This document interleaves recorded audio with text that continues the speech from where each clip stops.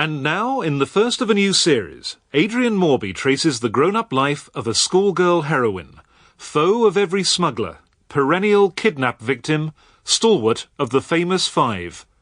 Whatever happened to George? And so, it's hearty congratulations to our 4 young heroes. And another good reason to look so cheery. Smugglers and brigands had better watch out when these 4 are about.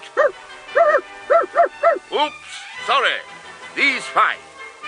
Yes, that's right. Give him a hug, young lady. I think the first thing to say is that I had a very happy childhood.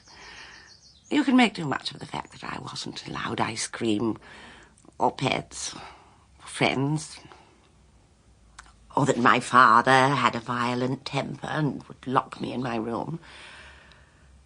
And looking back on it all, I'd say I was an ordinary girl in all respects. Well, in many. In most respects. In 1942, newspapers in the southwest of England ran a story about 4 children who discovered a cache of treasure. One of them was Georgina Thompson.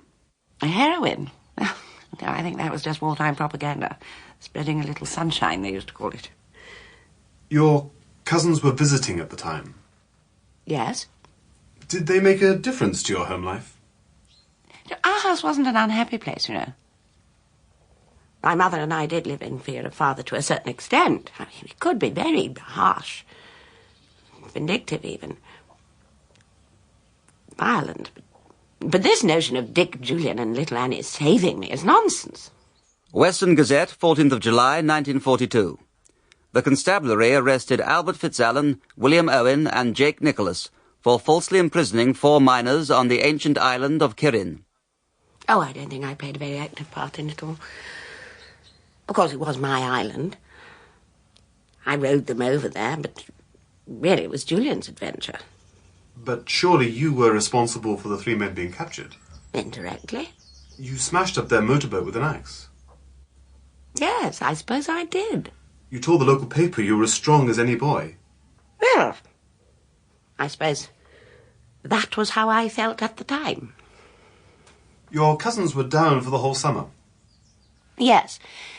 Their parents, my aunt and uncle, were forever gallivanting off, and the boys would be deposited with us. The boys and Anne, I mean. But in those days, parents didn't see a lot of their children. That was what made the family so strong, in my opinion. Now, in our case, I didn't go away to boarding school at that time.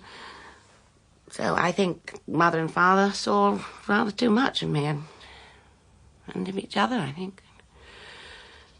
As I remember him saying one Sunday afternoon, "Georgina, are you still here?" And I said, "Yes, Father." And then a bit later, he asked me again, he said, "Georgina, are you still here?" Yes, I know you want to hear about the adventures. Well, we did get into adventures, quite a lot of them. We were 4 youngsters looking for fun, and sometimes we stumbled on criminals, as you do. And we got kidnapped. That kind of thing happens. Does it? Oh, yes. You got kidnapped quite often, didn't you? Well, kidnapped or tied up. I didn't think much about it at the time. Well, with this particular case, you have 2 extraordinary pressures on the young person. Professor Gordon Dix of the Welsh Institute of Psychiatric Medicine. We have on the one hand the violence of the home, and on the other the violence of the adventures her male cousins inflicted on the child Georgina. These traumas could have a devastating effect on an impressionable mind, producing a sense of worthlessness, self-loathing, disorientation, resulting in cyclical violence, intense morbidity, and even suicidal tendencies. Or, of course, she might just shrug it off. You never know with kids. Miss George were an odd one. To tell the truth, quite a lot of us felt sorry for her. Alf Jessup fished from Kirin with his father throughout the 40s. She had this notion about being a boy. That's what I remember. Called herself George for a few summers. Stomped about Sample complete. Ready to continue?